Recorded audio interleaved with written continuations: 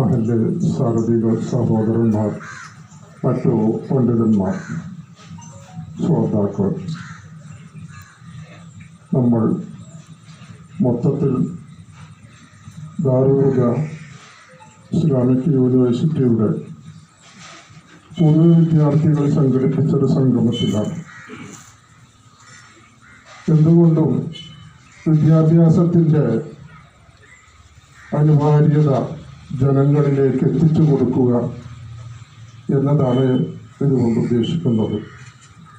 ഇന്ന് വഹറുൽ ഫസാദു ഫിൽ ബർരി വൽ ബഹരി ബിമാ കസബത് അയ്ദിൻ നാസ്, ജനങ്ങളുടെ കരങ്ങളെ പ്രവർത്തനം കാരണം കൊണ്ട് വെള്ളത്തിലും കടലിലും കരയിലും നാശങ്ങൾ പ്രവസിച്ചുകൊണ്ടിരിക്കുന്ന കാലഘട്ടമാണ്. അറിവ് അതാണ് ഇതിനൊക്കെ നിദാനമായിട്ടുള്ളത്. അതിനു വേണ്ടിയാണ് നമ്മൾ ശ്രമിക്കുകയും പരിശ്രമിച്ചുകൊണ്ടിരിക്കുകയും ചെയ്യുന്നത്. അറിവില്ലാത്തതിൻ്റെ പേരിൽ, അഥവാ അറിവ് എന്നുകൊണ്ട് ഉദ്ദേശിക്കുന്നത് റസൂലുള്ളാഹി സ്വല്ലല്ലാഹു അലൈഹി വസല്ലം തങ്ങൾ ഇവിടെ പഠിപ്പിച്ച അറിവ്. മറ്റുള്ളതൊക്കെ അറിവുകൾ തന്നെയാണ് എങ്കിലും, പക്ഷേ സംഘർഷ ഒഴിവാക്കുന്ന ഒരു നല്ല സമൂഹത്തെ സമുദ്ധരിച്ച് വളർത്തിയെടുക്കാൻ അത് മതവിദ്യാഭ്യാസം തന്നെ വേണം. മറ്റുള്ള അറിവുകളെ കൊണ്ട് വേറെന്തെങ്കിലും സഹായങ്ങൾ കിട്ടും, അതുകൊണ്ട് ഉപകാരിക്കും. എന്നിരുന്നാലും കുടുംബത്തിൽ, നാട്ടിൽ, അതുപോലെ സ്നേഹ വിതരണങ്ങളിലൊക്കെ നമുക്ക് ഒരു സംസ്കാരമുള്ളതായ ഒരു തലമുറ ഉണ്ടാകണമെങ്കിൽ അത് ദീനീ അറിവ് തന്നെ വേണം. അതല്ലെങ്കിൽ നിങ്ങൾ പരിശോധിച്ച് നോക്ക്, നമ്മളെല്ലാ ഡിഗ്രി തലങ്ങളിലും PG തലങ്ങളിലുമൊക്കെ വിദ്യ അഭ്യസിച്ചവരും അഭ്യസിപ്പിക്കുന്നവരുമാണ്.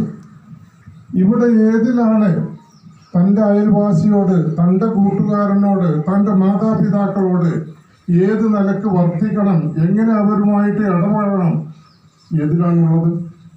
അപ്പം അതുകൊണ്ട് അറിവ് അതെല്ലാം സുത്യർഹമാണ്, അതിനൊന്നും തർക്കമില്ല. ഒരു സംസ്കാരമുള്ള ഒരു സമൂഹം ഇവിടെ വളർന്നു വരണമെങ്കിൽ ദീനീ വിദ്യാഭ്യാസം ആവശ്യമാണ്. അതില്ല എങ്കിൽ ആ തലമുറ സംസ്കാരമുള്ളവരായി തീരുകയില്ല. ഇന്ന് ലോകത്തിൽ നടക്കുന്ന എല്ലാ പേക്കൂത്തുകളിലും വിദ്യയുടെ കുറവാണ്, ഒരിക്കലുമല്ല. അതുകൊണ്ട് തന്നെയാണ് നമ്മുടെ നേതാക്കളെല്ലാം ഈ ഭൗതിക വിദ്യാഭ്യാസം ഇല്ലാതെ ഇന്നിവിടെ ജീവിക്കാൻ കഴിയുകയില്ല. അതിൻ്റെ പേരിൽ അതിവിടെ നിലനിർത്തും ആവശ്യവുമാണെന്ന് പറഞ്ഞതോടുകൂടെ ആ കൂട്ടത്തിൽ സംസ്കാരമുള്ളവരായി തീരാൻ വേണ്ടി ഇസ്ലാമിക ടൈം ടേബിൾ വെച്ച് വിദ്യ നടന്നുകൊണ്ടിരിക്കുന്നു, അതിന് പരിശ്രമിച്ചു കൊണ്ടിരിക്കുന്നു. അതിൻ്റെ ഒരു ഭാഗമായിട്ട് തന്നെയാണ് നമ്മുടെ ചമ്മാട് ദാറുൽ ഹുദ ഇസ്ലാമിക് അക്കാദമിയും പ്രവർത്തിച്ചു കൊണ്ടിരിക്കുന്നത്. അതിൻ്റെ പ്രചരണമാണ് അവിടെ എത്തിയിട്ടുണ്ട്.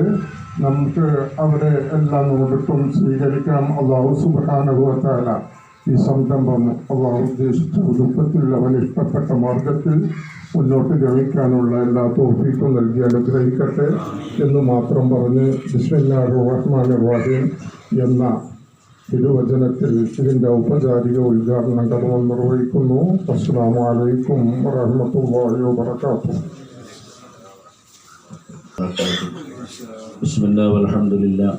അല്ലാഹുമ്മ സ്വല്ലി അലാ സയ്യിദിനാ മുഹമ്മദിൻ വഅലാ ആലിഹി വസഹ്ബിഹി വസല്ലം.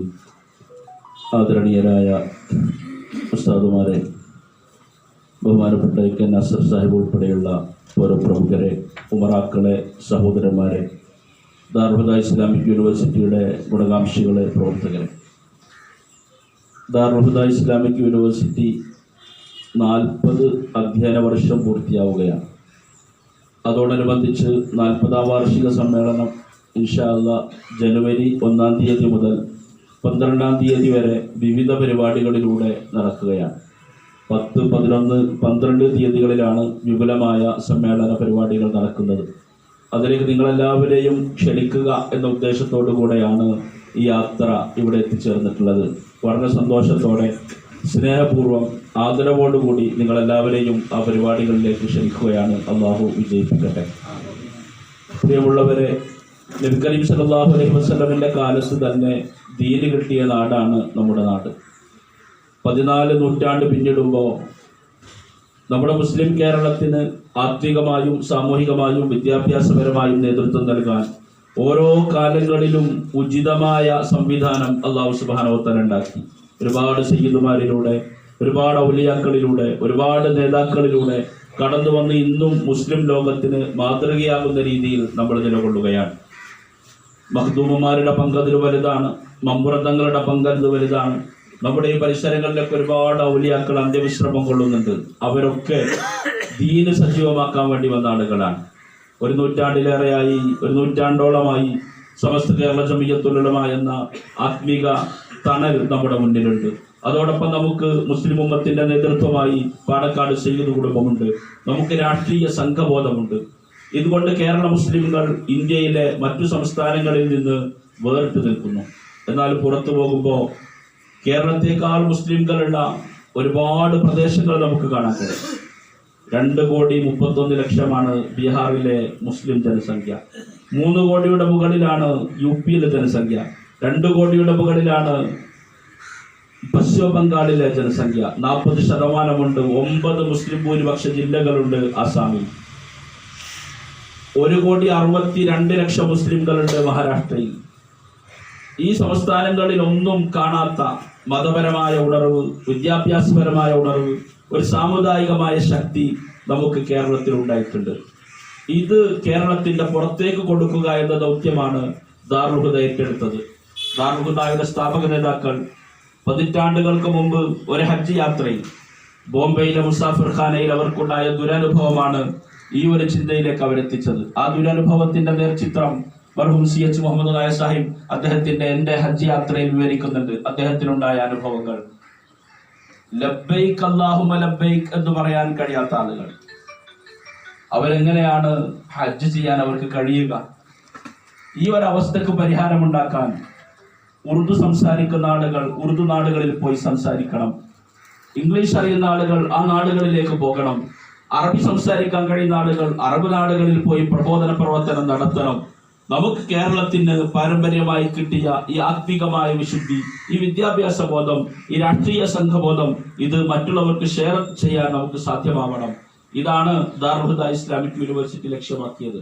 1983 ദാറുൽ ഹുദ ഇസ്ലാമിക് യൂണിവേഴ്സിറ്റിക്ക് ശൈഖുനാ കണ്ടിയത്ത് ഉസ്താദിന്റെ സാന്നിധ്യത്തിൽ മഹാനായ സയ്യിദ് മുഹമ്മദ് അലി ശിഹാബ് തങ്ങൾ ശിലാസ്ഥാപനം നടത്തുമ്പോൾ ദാറുൽ ഹുദ ഒരു പൂജ്യമായിരുന്നു. ഒരു 10 ആള് കൂടിയിട്ട് നമ്മുടെ കയ്യിൽ കുറച്ച് കാശുണ്ട്, ഇത് എന്താ ചെയ്യാ എന്ന് കരുതിയിട്ടുണ്ടാക്കിയ സ്ഥാപനമല്ല ദാറുൽ ഹുദ. അല്ലെങ്കിൽ ഒരു മക്കാമിൽ നിന്ന് നല്ല വരുമാനമുണ്ട്, ഓരോ മാസവും 1 ലക്ഷം റുപ്യ കിട്ടുന്നുണ്ട്, ഇതെങ്ങനെ ഉപയോഗിക്കാം എന്ന് കരുതിയിട്ടല്ല ദാറുൽ ഹുദ തുടങ്ങിയത്. ലക്ഷ്യമാദ്യം മുന്നിൽ കണ്ടു. ഈ ഉമ്മത്തിന്റെ നല്ലൊരു ഭാവിയെ കുറിച്ച് സ്വപ്നം കണ്ടു. അതിനാവശ്യമായ സംവിധാനങ്ങൾ ഉണ്ടാക്കി. മലപ്പുറം ജില്ലയിലുടനീളം ഭൂമി അന്വേഷിച്ച് നടന്നപ്പോ അവസാനം അവർക്ക് കിട്ടിയത് ചമ്മാട്ടം മാനിപ്പാടം എന്ന ആ ചെളിക്കുണ്ടാണ്. അവിടെ വാക്കുട്ടി ഹാജി ദാറുൽ ഹുദ ഉയർത്തിക്കൊണ്ടുവന്നു. 5 കിലോമീറ്റർ അപ്പുറത്ത് റെയിൽവേ സ്റ്റേഷൻ ഉണ്ട്. 13 കിലോമീറ്റർ പോകുമ്പോ എയർപോർട്ട് ഉണ്ട്. 7 കിലോമീറ്റർ പോയാൽ കാലിക്കറ്റ് യൂണിവേഴ്സിറ്റി ഉണ്ട്. 3 കിലോമീറ്റർ പോയാൽ ഹൈവേ ഉണ്ട്. എല്ലാറ്റിനും ഉചിതമായ സ്ഥലം അവർ കണ്ടെത്തി. അവിടെ നെഗറ്റീവായ ഒരു കാര്യം ഉണ്ടായിരുന്നു. മണ്ണിട്ട് ഉയർത്തണം, എങ്കിലേ ആ ഭൂമി ലെവലാക്കാൻ കഴിയും. 5 ഏക്കർ ഭൂമിയിൽ 70,000 ലോഡ് മണ്ണിട്ട് അത് ലെവൽ ചെയ്യുമ്പോ ബാപ്പുട്ടി ഹാജി എന്ന ആ ഇച്ഛാശക്തിയുടെ മലയാള പദത്തിന് എന്തെല്ലാം നിരാശകൾ ഉണ്ടായിട്ടുണ്ടാവണം. ആദ്യമായി ആ ചളിക്കുണ്ടിലേക്ക് 1 ലോഡ് മണ്ണിടുമ്പോ ഒരു പൊതളയായി വെള്ളം പൊന്തിയപ്പോ അദ്ദേഹം ചിന്തിച്ചിട്ടായിരിക്കും എന്തായിരിക്കും ഇതൊരു സ്ഥാപനമായി വരാൻ എത്ര സമയമെടുക്കും. ആ ചിന്ത അദ്ദേഹത്തെ നോക്കിക്കാണുന്ന ആളുകൾക്ക് ഉണ്ടായിരുന്നു. ബാപ്പുട്ടി ഹാജിക്ക് പിരാന്താണ് എന്ന് പറഞ്ഞു. പക്ഷെ അദ്ദേഹം അത് വിട്ടുകൊടുത്തില്ല. അദ്ദേഹത്തിന്റെ കൂടെ ഇച്ഛാശക്തിയുടെ മറ്റൊരു രൂപമായ മൗലാന CH ഹൈദറസ് ഉസ്താദ് നിന്നു. ബഷീർ ഉസ്താദ് അതിന് ഭൗതികമായ സാന്നിധ്യം നൽകി. കുഞ്ഞാപ്പു ഹാജി അദ്ദേഹത്തിന്റെ പണം ഒഴുക്കി കൊടുത്തു. ഇന്ന് ദാറുൽ ഹുദക്ക് കോടികൾ നൽകുന്ന ആളുകളുണ്ട്. ഒരുപാട് ഓഫ് ക്യാമ്പസുകൾ കാണുമ്പോൾ 10,500 കുട്ടികളെ കാണുമ്പോൾ ആരും കൊടുത്തു പോകും. പക്ഷേ ഇതൊരു സ്വപ്നമായി കണ്ടിരുന്ന കാലത്ത്, ഒരു ചെളിക്കൊണ്ട് ഭൂമി മാത്രമായിരുന്ന കാലത്ത് അന്ന് ലക്ഷങ്ങൾ കൊടുത്ത ആളുകൾ അത് അവരുടെ ഈമാനിന്റെ കരുത്ത് കൊണ്ട് നൽകിയതാണ്. എനിക്ക് പറയാനുള്ളത് ദാറുൽ ഹുദ ഉമ്മത്ത് വിജയിപ്പിച്ചെടുത്തതാ. പള്ളികളിൽ പിരിവെടുത്ത് ഓരോ ആളുകളിൽ നിന്നും കണ്ട് അവർ നൽകുന്ന 10 രൂപയും 100 രൂപയും നൽകി വളർത്തിയെടുത്ത ഈ സ്ഥാപനത്തെ സന്തതികളായ ഞങ്ങൾക്ക് ഈ ഉമ്മത്തിനോട് കടപ്പാടുണ്ട്. അതുകൊണ്ട് ഈ 40 വർഷം കൊണ്ട് ദാറുൽ ഹുദ നേടിയെടുത്ത കാര്യങ്ങൾ നിങ്ങൾക്കൊരു സമാധാനം കിട്ടാൻ വേണ്ടി ഒന്ന് പരിചയപ്പെടുത്തുക ഞങ്ങൾ ഉദ്ദേശിക്കുകയാണ്. നമുക്ക് കേരളത്തിന്റെ പുറത്തേക്ക് പോയാൽ ഒരുപാട് മുസ്ലിംകളെ കാണാം. അവർക്ക് നല്ലൊരു മത നേതൃത്വമില്ല, നല്ലൊരു രാഷ്ട്രീയ നേതൃത്വമില്ല, നല്ലൊരു സമുദായ നേതൃത്വമില്ല. 1,62,00,000 മുസ്ലിംകളുടെ മഹാരാഷ്ട്രയിൽ നിന്നാണ് വളരെ സംഘശക്തിയോടുകൂടി വീണ്ടും ഫാസിസം അധികാരത്തിലേക്ക് എത്തിയിരിക്കുന്നത്. ഈ 1,62,00,000 മുസ്ലിങ്ങളുടെ വോട്ട് എവിടെ പോയി? 2,31,00,000 ബീഹാറിലാണ് തുടർച്ചയായി BJP മുന്നണി ഭരിച്ചുകൊണ്ടിരിക്കുന്നത്. എന്താണ്? അവർക്ക് വോട്ടിന്റെ വില പോലും നൽകാൻ കഴിയുന്ന ഒരു നേതൃത്വം ഉണ്ടായില്ല. ദാറുൽ ഉലൂം ദേവബന്ദ് നമുക്കറിയാം, നദ്വത്തുൽ ഉലമ നമുക്കറിയാം, ബാഖിയാത്തു സ്വാലിഹാത്ത് നമുക്കറിയാം. ഉന്നതമായ പഠനം നടക്കുന്ന, കേരളത്തിലെ പണ്ഡിതന്മാരൊക്കെ പോയി പഠിച്ചിരുന്ന ഉന്നതമായ കലാലയം. അവിടെ ഇപ്പോഴും പണ്ഡിതന്മാരുണ്ട്, വലിയ ഗ്രന്ഥശേഖരങ്ങളുണ്ട്. പക്ഷെ ബാഖിയാത്തിന്റെ പരിസരത്തെ ഗല്ലികളിലൂടെ നടന്നാൽ, ദാറുൽ ഉലൂം ദേവബന്ദിന്റെ ഗല്ലികളിലൂടെ നടന്നാൽ, ദാറുൽ ഉലൂം നദ്വത്തുൽ ഉലമയുടെ ഗല്ലികളിലൂടെ നടന്നാൽ ഫാത്തിഹ അറിയാത്ത ആളുകൾ നമുക്ക് കാണാൻ കഴിയും. അതിന് മാറ്റമുണ്ടാക്കിയത് കേരളത്തിൽ സമസ്ത കേരള ജമിയത്തുൽ ഉലമയാണ്.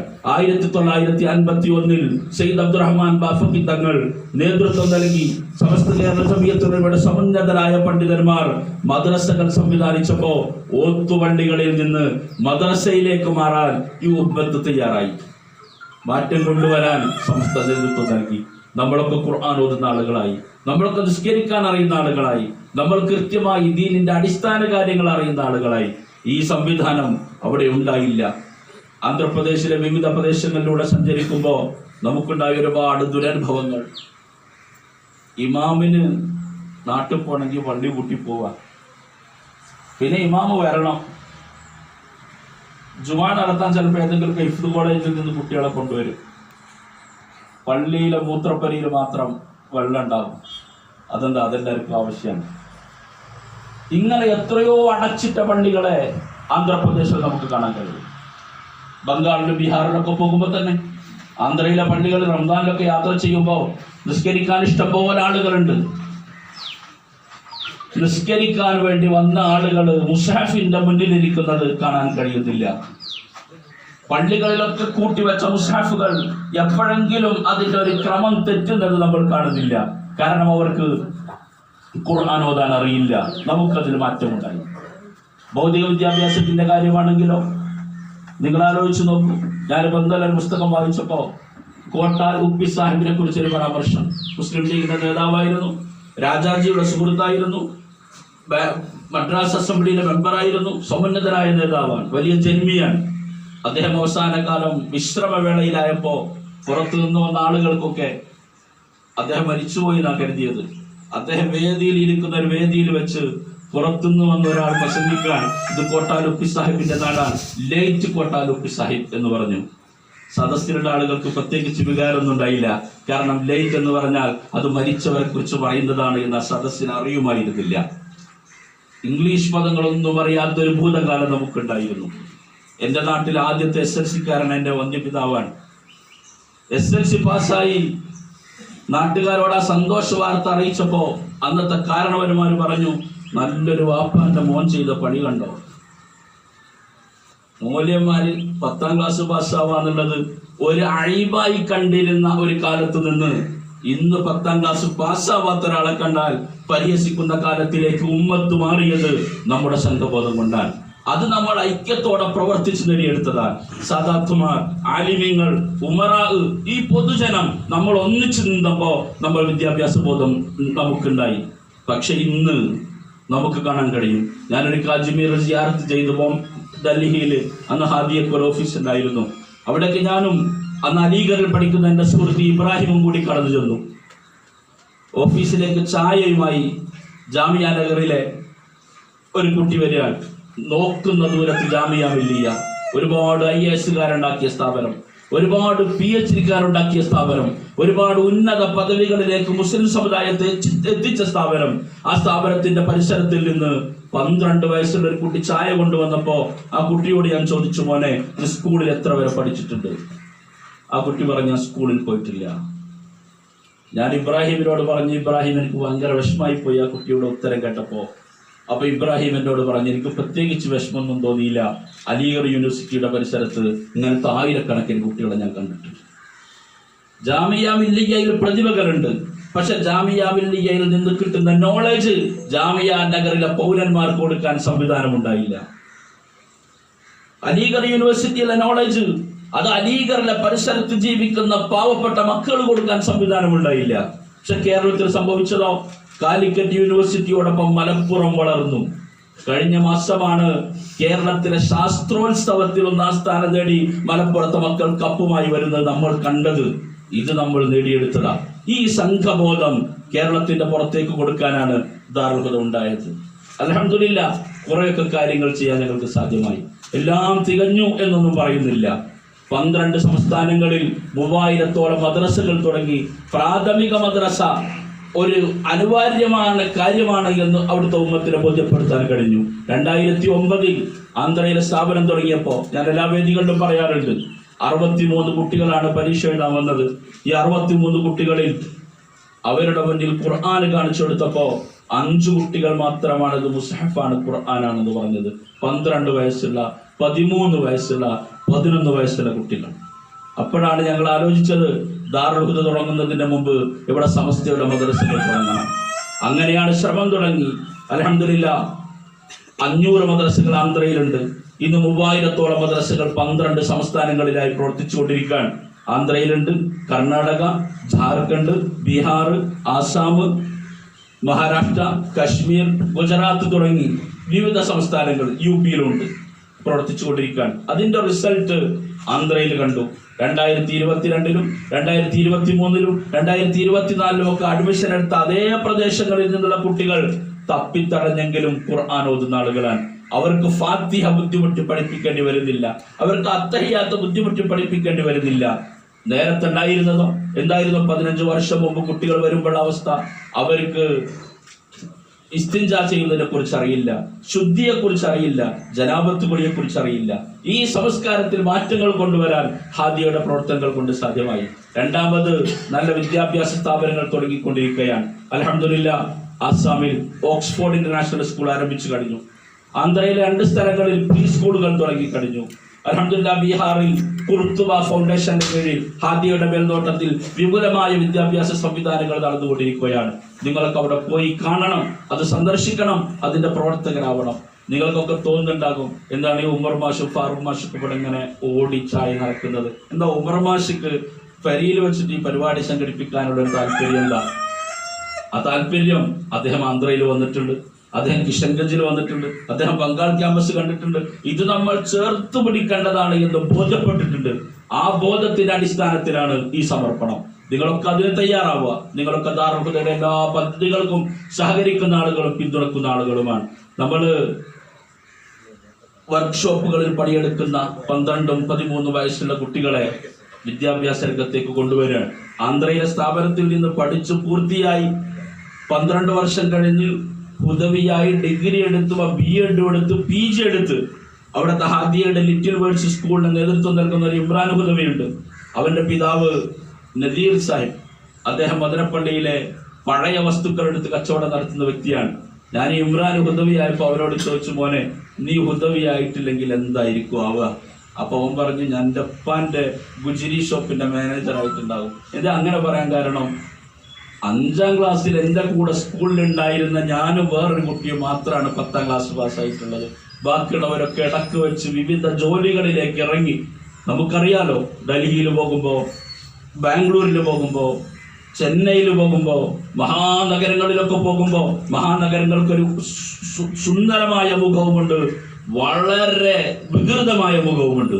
ഈ വികൃതമായ മുഖത്ത് നമ്മൾ കാണുന്നത് പാവപ്പെട്ട ഒരുപാട് കുട്ടികളെയാണ്. അതിന് നല്ലൊരു വിഭാഗം മുസ്ലിം കുട്ടികളാണ്. അവരെ നമുക്ക് ഉയർത്തെഴുന്നേൽപ്പിക്കണം, അവർക്ക് ദീന് കൊടുക്കണം. ഒന്നിനായി ഉസ്താദ് അവർക്ക് സൂചിപ്പിച്ചതുപോലെ ദീന് കൊടുക്കണം, അവരെ ഇസ്ലാമിലേക്ക് ചേർത്ത് നിർത്തണം, അവരെ നിസ്കരിക്കുന്ന ആളുകളാക്കി മാറ്റണം, അഹ്ലുസുന്നത്ത് വൽ ജമാഅത്തിന്റെ ഹക്കായ ആദർശത്തോട് ചേർത്ത് നിർത്തണം. അതോടൊപ്പം അവർക്ക് നല്ല വിദ്യാഭ്യാസം നൽകി നല്ല പൗരന്മാരായി ഒരേ സമയം ഇന്ത്യയോടും ഇന്ത്യൻ ഭരണഘടനയോടും കൂറു പുലർത്തുകയും അതോടൊപ്പം ഖുർആനോടും ഇസ്ലാമിക ശരീഅത്തിനോടും കൂറു പുലർത്തുകയും ചെയ്യുന്ന ഒരു സംഘമാക്കി അവരെ മാറ്റണം. ഇൻഷാ അല്ലാഹ് മക്കൾ പ്രവർത്തിക്കും. ഇപ്പോൾ ആന്ധ്രയിൽ ഒരുപാട് സ്ഥാപനത്തിൽ നിന്ന് പുറത്തിറങ്ങിയ ആളുകൾ പ്രവർത്തിച്ചുകൊണ്ടിരിക്കുക. രണ്ടുപേരെ ഞങ്ങൾ തെലുങ്ക് മാത്രം സംസാരിക്കുന്ന മുസ്ലിങ്ങളുടെ ഏരിയകളിൽ പോയിട്ട് സർവേ ചെയ്യാൻ വേണ്ടി പറഞ്ഞയച്ചു ഒരാഴ്ച മുമ്പ്. അവർ പ്രവർത്തിച്ചുകൊണ്ടിരിക്കുക. ഓരോ ദിവസത്തെയും അപ്ഡേറ്റ് വരുമ്പോൾ വളരെ വിഷമമാണ്. അടഞ്ഞു കിടക്കുന്ന പള്ളികളാണ്, പള്ളിയുമായി ബന്ധമില്ലാത്ത ആളുകളാണ്, നിസ്കാരം ഇല്ലാത്ത ആളുകളാണ്, വിവരമില്ലാത്ത ആളുകളാണ്. ചില വീടുകളിലൊക്കെ ചൊല്ലുമ്പോൾ കഅബയുടെ ഫോട്ടോമുണ്ട്, അതേപോലെ യേശു ക്രിസ്തുവിന്റെ ചിത്രവുമുണ്ട്. ഞായറാഴ്ച ചർച്ചിൽ പോകുന്നു, വെള്ളിയാഴ്ച പള്ളിയിൽ പോകുന്നു. രോഗമുണ്ടാകുമ്പോൾ പാതിരിമാർ വന്ന് വീട്ടിൽ മന്ത്രിക്കുന്നു. ഈ ഒരു സാഹചര്യമുണ്ട്. ഒരുപാട് ആളുകളെ ആന്ധ്രയിൽ നിന്ന് കാദിയാനിസത്തിലേക്ക് മാറിയ ഒരുപാട് ആളുകളുണ്ട്. അവരൊക്കെ കാദിയാനിൽ കൊണ്ടുപോയിട്ട് മതം മാറ്റുവാനുള്ള ശ്രമം നടക്കുമ്പോൾ കഴിഞ്ഞ ആഴ്ച റിപ്പോർട്ട് വന്നിരുന്നു, അവിടുത്തെ പണ്ഡിതന്മാർ ഇടപെട്ട് അതിന് പ്രതിരോധം തീർത്തുകൊണ്ടിരിക്കുകയാണ്. ഇവിടേക്ക് എന്താ തടസ്സം? തെലുങ്ക് സംസാരിക്കാൻ കഴിയുന്ന പണ്ഡിതന്മാരില്ല. പലപ്പോഴും കിഴക്കോട്ട് തിരിഞ്ഞ് ജനങ്ങളെ അഭിമുഖീകരിക്കാൻ കഴിയുന്ന പണ്ഡിതന്മാർ തന്നെ വളരെ കുറവാണ്. ഈ അവസ്ഥക്ക് മാറ്റം വരുത്താൻ ആന്ധ്ര ക്യാമ്പസിലൂടെ സാധ്യമാക്കും. ഇതേ സാഹചര്യം മറ്റു സംസ്ഥാനങ്ങളിലുണ്ട്. ഇത് മാത്രമല്ല, ഇന്ത്യക്ക് പുറത്ത് ലോകവ്യാപകമായി ദഅ്വാ പ്രവർത്തനമാണ് ദാറുൽ ഹുദ ലക്ഷ്യം വെക്കുന്നത്. അള്ളാഹുവിന്റെ അനുഗ്രഹം കൊണ്ട് ദുബൈയിലും അബുദാബിയിലും അൽ ഐനിലുമൊക്കെ വിവിധ രാഷ്ട്രങ്ങളിൽ നിന്ന് വന്നുകൊണ്ട് അവിടെ താമസിച്ചു കൊണ്ടിരിക്കുന്ന ആളുകൾ അവർക്ക് സ്കൂളുകളിൽ പഠിക്കുന്നുണ്ട്. അവർക്ക് മതപഠന സംവിധാനമില്ല. അൽഹംദുലില്ലാഹ് ഇന്ന് 21 രാഷ്ട്രങ്ങളിൽ നിന്നുള്ള 500 കുട്ടികൾ ദുബൈയിലെ ഹാദിയയുടെ സെന്ററിൽ പഠിച്ചുകൊണ്ടിരിക്കുന്നു, അബുദാബിയിലെ സെന്ററിൽ പഠിച്ചുകൊണ്ടിരിക്കുന്നു, അൽ ഐനിലെ സെന്ററിൽ പഠിച്ചുകൊണ്ടിരിക്കുന്നു. അവർക്ക് ഇംഗ്ലീഷിൽ ക്ലാസ് കൊടുക്കുന്നു. പാണക്കാട് ഹാദിയയുടെ സെന്റർ കേന്ദ്രീകരിച്ച് 10-16 രാഷ്ട്രങ്ങളിൽ നിന്നുള്ള കുട്ടികൾക്ക് ഓൺലൈനായിട്ട് ക്ലാസ് നൽകിക്കൊണ്ടിരിക്കുകയാണ്. നിങ്ങളുടെയൊക്കെ സുഹൃത്തുക്കളോ ബന്ധുക്കളോ സഹകാരികളോ ആയ അടിസ്ഥാന മത വിദ്യാഭ്യാസം കിട്ടാത്ത ആളുകളുണ്ടെങ്കിൽ അവർക്ക് ഈ സന്ദേശം നിങ്ങൾ നൽകുക. ഹാദിയക്ക് അതിന് സംവിധാനമുണ്ട്. ഇതാണ് വന്ദനായ ബാപ്പുട്ടി ഹാജി ഞങ്ങളെ ഏൽപ്പിച്ചത്, അതാണ് സമസ്തയുടെ നേതാക്കളെ ഏൽപ്പിച്ചത്, അതാണ് പാണക്കാട് സയ്യിദുമാർ ഏൽപ്പിച്ചത്. ഞാൻ അവസാനിപ്പിക്കുകയാണ്. 2003 വന്ദനായ ബാപ്പുട്ടി ഹാജി വിട പറയുന്നതിന്റെ അല്പം മുമ്പ് അദ്ദേഹത്തിന്റെ ആരോഗ്യാവസ്ഥയുടെ അവസാന കാലത്ത് അദ്ദേഹത്തെ കാണാൻ വേണ്ടി ചെന്നു. അദ്ദേഹം ഞങ്ങളുടെ മുന്നിൽ വെച്ചത് കേരളത്തിന്റെ പുറത്തുള്ള മുസ്ലിംകളുടെ വേദനകളാണ്, പ്രയാസങ്ങളാണ്. അദ്ദേഹം പറഞ്ഞ 2 കാര്യങ്ങൾ. ഒന്ന്, സമസ്തയുടെ മദർസകൾ ഉണ്ടാക്കി അവർക്ക് അടിസ്ഥാന വിദ്യാഭ്യാസം നൽകണം. അദ്ദേഹത്തിന്റെ സംസാരം അവസാനിപ്പിച്ചത് ഇങ്ങനെയാണ്: നമുക്കൊക്കെ പാണക്കാട്ട കുട്ടികളുള്ളത് കൊണ്ട് സുഖമാണെന്ന് കരുതാം, അവർക്ക് ആരാണുള്ളത് എന്നാണ് അദ്ദേഹം ചോദിച്ചത്. ഞങ്ങൾ തീരുമാനമെടുത്തു. അള്ളാഹുവിന്റെ അനുഗ്രഹം കൊണ്ട് സമസ്തയുടെ മദ്രസകൾ ഉണ്ടാക്കി അഹ്ലുസുന്നത്ത് വൽ ജമാഅത്ത് എന്ന ദീനിനോട് ജനങ്ങളെ ചേർത്ത് നിൽക്കുവാനുള്ള സംവിധാനം, അതോടൊപ്പം പാണക്കാട് സയ്യിദുമാർക്ക് സമാനമായ ഒരു നേതൃത്വം, സമൂഹത്തിൽ സംഘബോധമുണ്ടാക്കാൻ, സാമൂഹിക ബോധമുണ്ടാക്കാൻ, അവരുടെ വോട്ടിന്റെ വില അറിയുന്ന ഒരു സമൂഹം ഉണ്ടാക്കാൻ, ഒരു സമുദായം എന്ന രീതിയിൽ അസ്തിത്വത്തോടെ നിലയുറപ്പിക്കുന്ന ഒരു സമുദായം ഉണ്ടാക്കാൻ ഇൻഷാ അല്ലാഹ് ദാറുൽ ഹുദ ശ്രമിക്കും. അതിനൊക്കെ നിങ്ങളുടെ പിന്തുണ ഉണ്ടാവണം. അല്ലാഹു തൗഫീഖ് നൽകട്ടെ എന്ന് ദുആ ചെയ്തുകൊണ്ട് ഞാൻ ഉപസംഹരിക്കുകയാണ്. അസ്സലാമു അലൈക്കും വറഹ്മത്തുള്ളാഹി വബറകാതുഹു. ബിസ്മില്ലാ വൽഹംദുലില്ലാ വസ്സലാത്തു വസ്സലാമു അലാ അഷ്റഫിൽ അൻബിയാ വഅലാ ആലിഹി വസഹ്ബിഹി അജ്മഈൻ. ദാറുൽ ഹുദ അതിൻ്റെ വിദ്യാഭ്യാസ പ്രവർത്തനം, അതിൻ്റെ പ്രോഡക്റ്റായ മുസ്ലിംകളുടെ സംഘടനയായ ഹാദിയയുടെ പ്രവർത്തനം, അത് ഉണ്ടാക്കിയിരിക്കുന്ന പ്രതിഫലനങ്ങൾ, ഇതിനെക്കുറിച്ചൊക്കെ ബഹുമാനപ്പെട്ട ഷറഫുദ്ദീൻ ആനമങ്ങാടിയുടെ സവിസ്തരം ഹൃദയം തൊട്ട് അനുഭവിച്ചറിഞ്ഞത് നിങ്ങളുടെ മുന്നിൽ വെച്ചു. ഇനി അതിനെക്കുറിച്ച് കൂടുതൽ വിശദാംശങ്ങളിലേക്ക് പോകുന്നില്ല. ദാറുൽ ഹുദ ഇസ്ലാമിക് യൂണിവേഴ്സിറ്റി അതിൻ്റെ 40ാം വാർഷികം ആഘോഷിക്കുന്ന ഈ വേളയിൽ അത് ജനുവരി 1 മുതൽ 12 വരെയുള്ള ദിവസങ്ങളിലാണ് നടന്നുകൊണ്ടിരിക്കുന്നത്. വ്യത്യസ്തമായ പ്രമേയങ്ങളും ചർച്ചകളും വിഷയങ്ങളൊക്കെ ഉണ്ട്. നിങ്ങളുടെ കയ്യിൽ അതിൻ്റെ നോട്ടീസ് കിട്ടി, ഞാൻ വിശദമാക്കുന്നില്ല. അതിൽ പ്രത്യേകമായി പൊതുജനങ്ങളെ ഉദ്ദേശിച്ചിട്ടുള്ളത്, എല്ലാവരെയും ഉദ്ദേശിച്ചിട്ടുള്ളത് ജനുവരി 10, 11, 12 തീയതികളിൽ സന്നദ്ധദാന സമ്മേളനത്തിലാണ്. അപ്പോൾ അതിലേക്കൊക്കെ പരമാവധി എല്ലാ ഇതിലും നിങ്ങൾ പങ്കെടുക്കാൻ ശ്രമിക്കുക. അതോടൊപ്പം ഈ അവസാനം പറഞ്ഞ ദിവസങ്ങളിൽ നിങ്ങളെല്ലാവരും നിങ്ങളുടെ സഹോദരന്മാരെയും നിങ്ങളുടെ പരിചയക്കാരെയൊക്കെ കൂട്ടി ദാറുൽ ഹുദയുടെ ക്യാമ്പസിലെത്തണമെന്ന് നിങ്ങളെ ആദരപൂർവ്വം ക്ഷണിക്കുകയാണ്. മറ്റൊന്ന്, നിങ്ങൾക്ക് അവസരം കിട്ടുമ്പോഴൊക്കെ ദാറുൽ ഹുദയുടെ പ്രവർത്തനങ്ങളെ നേരിൽ കാണാൻ വേണ്ടി കേരളത്തിൻ്റെ പുറത്തേക്ക് ബഹുമാനപ്പെട്ട ഉമർ മാഷൊക്കെ പോയതുപോലെ അവിടേക്ക് ഒന്ന് സന്ദർശിക്കാൻ നിങ്ങൾ സമയം കാണണം. ഏറ്റവും ചുരുങ്ങിയത് പാണക്കാട് എടയിപ്പാലത്തുള്ള ഹാദിയ സെൻറ്റർ ഫോർ സോഷ്യൽ എക്സലൻസിലെങ്കിലും ഒന്ന് വരണം. നിങ്ങളുടെ ചില പ്രോഗ്രാമുകളോ അല്ലെങ്കിൽ സംഗമങ്ങളൊക്കെ അവിടെ നടത്താനുള്ള സൗകര്യങ്ങളുണ്ട്. ഓഡിറ്റോറിയം അതുപോലെയൊക്കെ വളരെ സൗകര്യങ്ങൾ വെച്ചിട്ടുണ്ട്. അത് നിങ്ങൾ ഉപയോഗപ്പെടുത്തിയാൽ ദാറുൽ ഹുദയെക്കുറിച്ച് ഹാദിയെക്കുറിച്ചൊക്കെ നിങ്ങൾക്ക് തൊട്ടറിയാൻ കഴിയും ഇൻഷാ അല്ലാഹ്. പിന്നെ ഇതിൻ്റെ ഒരു വാട്സപ്പ് ഗ്രൂപ്പുണ്ട്. അതിന് വേണ്ടിയിട്ടുള്ളൊരു QR കോഡ് അവിടെ വെച്ചിട്ടുണ്ട്. അത് സ്കാൻ ചെയ്ത് നിങ്ങൾ ആ വാട്സപ്പ് ഗ്രൂപ്പിൽ അംഗമാകുക. ഇൻഷാ അല്ലാഹ് നമ്മുടെ അപ്ഡേറ്റുകൾ നിങ്ങൾക്ക് ലഭിക്കും. എല്ലാത്തിനും ഉപരിയായിട്ട് ഈ ഒരു സംഗമം ഇവിടെ സംഘടിപ്പിച്ച് ഇവിടേക്ക് ഈ ഭക്ഷണം തയ്യാറാക്കിയിട്ട് അതിലേക്ക് വിളിച്ച ഏറ്റവും വലിയ അഫ്ദലുൽ അഅ്മാലിൽ പെട്ടതാണ് ഇത്ആമുത് തആം എന്ന് പറയുന്നത്. കുറേ അഅ്മാലുകളുടെ ശ്രേഷ്ഠമായ കർമ്മങ്ങളെക്കുറിച്ച് റസൂൽ സല്ലല്ലാഹു അലൈഹി വസല്ലം തങ്ങൾ പലപ്പോഴും പല വിധത്തിലാണ് പറഞ്ഞത്. അതിൽപ്പെട്ട ഒന്നാണ് ഇത്ആമുത് തആം, മറ്റുള്ളവരെ ഭക്ഷിപ്പിക്കുക എന്നുള്ളത്. അത് ഏതാണെങ്കിലും ഒരു അതിഥിയെ സൽക്കരിക്കുകയാണെങ്കിൽ ആ സൽക്കാരത്തിന് അവരുപയോഗിക്കുന്ന സമയം, അതിനുപയോഗിക്കുന്ന സമ്പത്ത്, ഭക്ഷണം, അതിലൊന്നും പടച്ചവൻ ചോദ്യം ചോദിക്കൂല. അവൻ ഇക്രാമും വൈഫ് നടത്തി എന്നുള്ളതിൻ്റെ പേരിൽ പടച്ചവൻ അവരോട് ചോദ്യം ചോദിക്കൂല. അതിൽ നിന്ന് ഹിസാബിൽ നിന്ന് ഒഴിവാക്കി കൊടുക്കും ആ കാര്യങ്ങളും ആ സമയത്ത്. അപ്പോൾ അത്രയും മഹത്തായ ഈ കാര്യം ചെയ്ത ബഹുമാനപ്പെട്ട ഉമർ മാഷ്, അവർക്ക് അല്ലാഹു സുബ്ഹാനഹു വ തആല വലിയ പ്രതിഫലം നൽകി അനുഗ്രഹിക്കട്ടെ.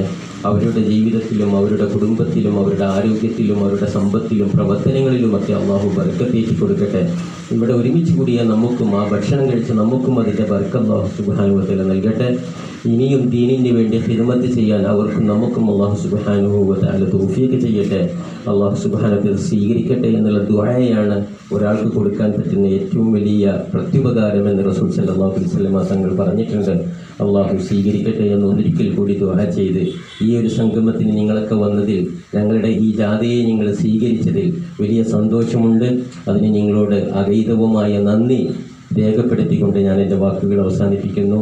വആഖിറു ദഅ്വാനാ അൽഹംദുലില്ലാഹി റബ്ബിൽ ആലമീൻ. വസ്സലാമു അലൈക്കും വറഹ്മത്തുള്ളാഹി.